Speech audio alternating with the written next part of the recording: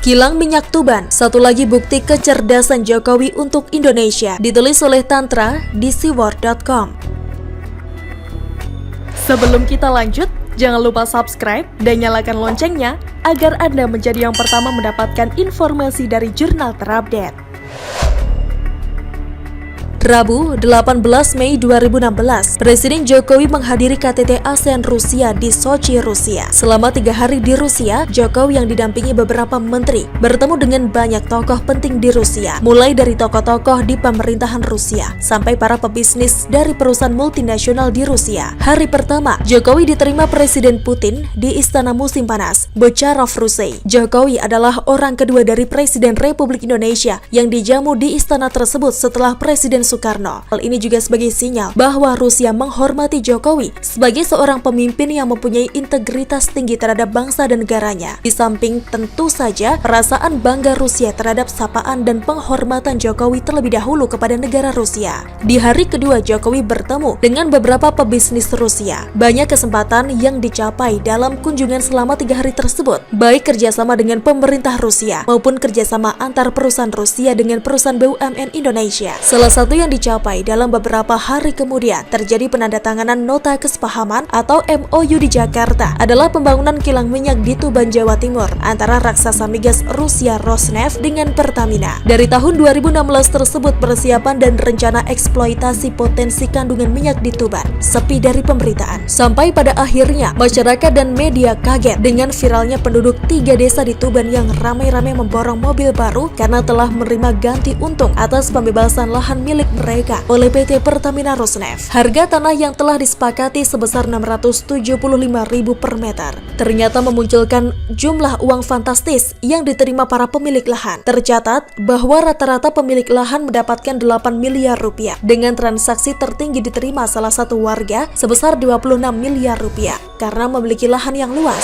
Viralnya pemberitaan borong mobil baru oleh penduduk di Tuban tersebut kemudian membuka tabir tentang dimulainya pembangunan kilang minyak oleh PT Pertamina Rosneft yang akan menjadi salah satu kilang minyak paling canggih di dunia. Jenis proyek New Grassroots Refinery and Petrochemical ini mayoritas saham tetap dipegang oleh Pertamina sebagai bentuk dari sebuah kedaulatan negara. Sebagaimana instruksi dari Presiden Jokowi, perusahaan dari Rusia Rosneft diberikan kepemilikan saham sebesar 45%, sementara 55% milik Indonesia melalui PT Pertamina. Ditarget mulai berproduksi di tahun 2026. Kilang minyak ini membutuhkan dana investasi sebesar 15 hingga 16 miliar dolar Amerika Serikat, mampu menghasilkan minyak sebesar 300.000 barrel per hari dengan gasolin dan diesel sebesar 30 juta kiloliter per hari. Kemudian untuk aftur mampu diproduksi sebesar 4 juta liter per hari dan petrokimia sebesar 4,25 ton per tahun. Proyek program infrastruktur kemandirian dan ketahanan energi nasional ini akan mengurangi impor BBM, di mana kebutuhan BBM Indonesia saat ini mencapai 1,5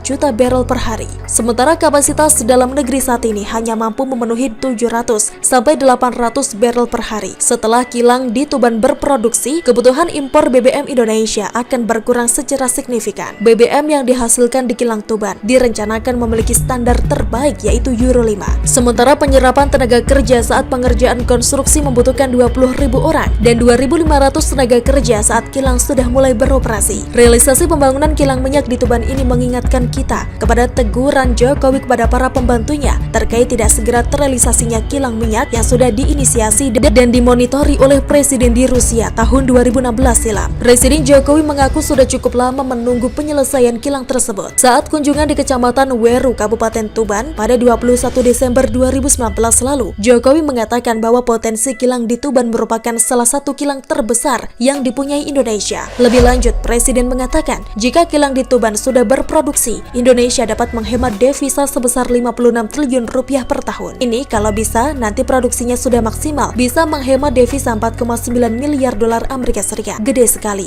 kurang lebih 56 triliun rupiah. Ini merupakan substitusi karena setiap tahun kita impor.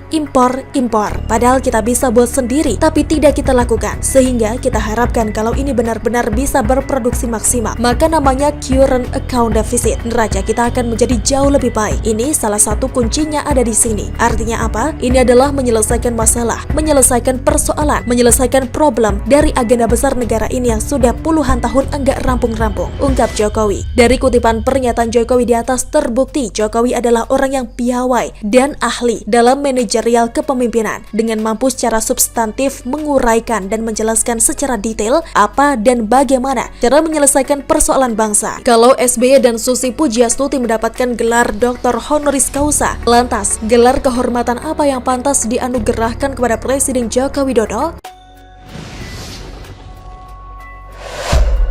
Panas, perseteruan Andi Arief versus Marzuki Ali, buka borok lama SBY versus Mega, ditulis oleh Niha Alif di siwar.com.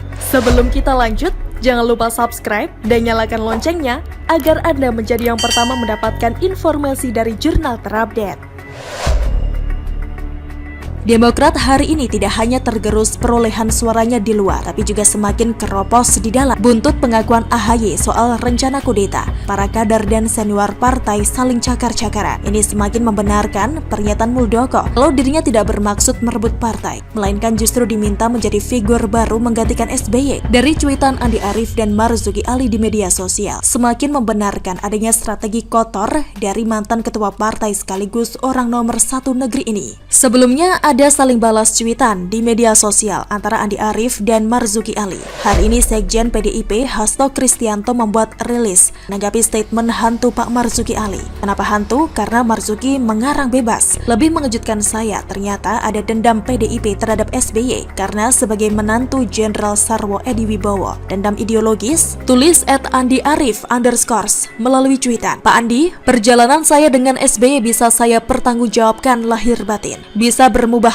karena saksi tunggal semuanya sudah meninggal dunia. Hanya orang mengira saya cari jabatan di PD 2002 hadir di Palembang. Profesor Subur BS pakai ruang kampus saya sebelum SBY gabung PD. Balas @Marzuki Ali_MA di kolom komentar. Ternyata sebelum panas cuitan tersebut beredar pengakuan Marzuki Ali mengenai bobrok SBY di kanal YouTube Akbar Faisal Uncensored. Seperti dilansir Kompas.com, mantan sekretaris jenderal Partai Demokrat atau PD Marzuki Ali mengungkapkan bahwa Susilo Bambang Yudhoyono atau SBY pernah menyebut Ketua Umum PDI Perjuangan Megawati Soekarno Putri kecolongan 2 kali. Dalam bincang-bincang yang dipandu oleh mantan anggota DPR Akbar Faisal itu, Marzuki menceritakan pertemuannya dengan SBY setelah pemilu legislatif 2004. Menurut Marzuki, saat itu dirinya dipanggil SBY guna bertemu di Hotel Sheraton Bandara. Setelah Partai Demokrat lolos pemilu legislatif dapat 7% suara, saya ketemu SBY, ujar Marzuki. Pria kelahiran 6 November 1955 tersebut menambahkan, saat itu di Hotel Sheraton Bandara sudah ada Hadi Utomo yang tidak lain ipar SBY. Marzuki pun menduga akan ada rapat karena di ruangan sudah ada banyak notes dan pensil di atas meja.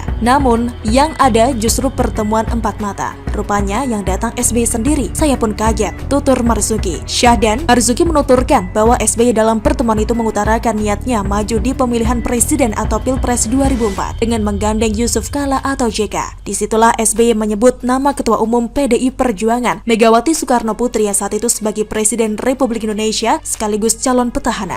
Bu Mega akan kecolongan 2 kali ini, ujar Marzuki menirukan ucapan SBY. Lebih lanjut, Marzuki menjelaskan maksud kecolongan 2 kali itu. Kecolongan pertama bagi Megawati ialah ketika SBY memutuskan maju di Pilpres 2004. Memang kala itu SBY menjadi pembantu Presiden Megawati di Kabinet Gotong Royong. Jabatan SBY kala itu ialah Menteri Koordinator Politik, Hukum dan Keamanan di era Presiden Megawati. Adapun kecolongan kedua bagi Megawati ialah ketika SBY memutuskan menggandeng JK, sebab JK saat itu merupakan Menteri Koordinator Kesejahteraan Rakyat di Kabinet Gotong Royong. Itu kalimatnya, kata Marzuki. Pak Marzuki orang pertama yang saya kasih tahu, kata Ketua DPR periode 2009-2014 itu kembali menirukan ucapan SBY. Ternyata pernyataan Marzuki Ali langsung mendapat tanggapan serius dari Hasto. Sebelumnya, Sekjen PDI Perjuangan Hasto Kristianto menganggap obrolan Marzuki dan Akbar Faisal yang mengungkap kejadian lama hubungan Megawati Soekarno Putri dan Susilo Bambang Yudhoyono atau SBY bisa secara gamblang terungkap. Satya Meva Jayate yang bermakna hanya kebenaran yang berjaya merupakan semboyan bahasa Sangsekerta. Kebijaksanaan ini mungkin sama dengan kebijaksanaan masyarakat masyarakat Indonesia yang selalu percaya kekuasaan Tuhan Yang Maha Esa dengan pernyataan seperti tangan Tuhan bekerja bahwa lewat cara yang kadang tak disangka manusia itu sendiri, kata Hasto dalam keterangannya yang diterima pada Rabu 17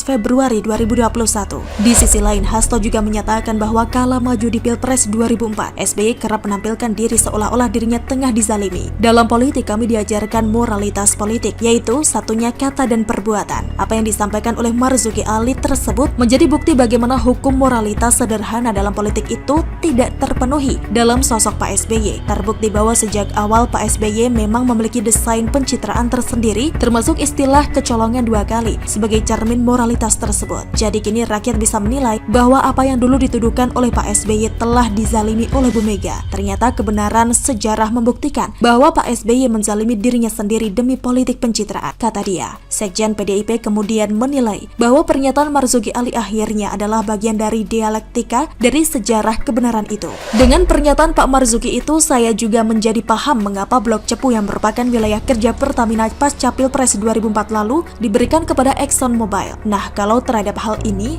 rakyat dan bangsa Indonesia yang kecolongan, tutup Hasto. Dari perseteruan antar internal Demokrat, akhirnya rakyat bisa mengetahui kebenaran sejarah sebenarnya. Terungkap sudah siapa yang sesungguhnya dizalimi dan main pencitraan. Mungkin ini juga yang membuat emak banteng masih enggan membuka tangan hingga kini. Yang jelas sepertinya dia sedang menuai karmanya, mengusung orang yang hatinya sudah kotor dan berujung dengan keruhnya di akhir masa partai berlambang Mercy itu. Saat PDIP menjadi parpol pemenang 2 kali dan berpotensi ketiga kali, PD sendiri masih suram ke depannya. Pemicunya tentu bermacam-macam, tak hanya karena SBY tak menjabat, tapi karena banyak petinggi tersangkut kasus korupsi seperti Anas, Nazarudin, Angelina Sultan, hingga merembet ke nama Ibas. Demokrat kini hanya menyisakan kapal bocor yang dinahkodai anak tak berpengalaman, hanya menunggu waktu untuk tenggelam, mengingat posisi AHY yang tidak ada di pemerintahan dan juga diragukan kawan. Bahkan, menurut Marzuki, AHY adalah bentuk pengkhianatan SBY akan ucapannya sendiri soal partai anti dinasti. SBY telah meludahi ucapannya sendiri dan membuat Demokrat mati perlahan. Mungkin ini karmanya, telah mengkhianati orang yang mempercayainya dulu. Kini tinggal hitungan tahun hingga ia akan menerima pengkhianatan serupa dari orang-orang terdekatnya. Begitulah kura-kura.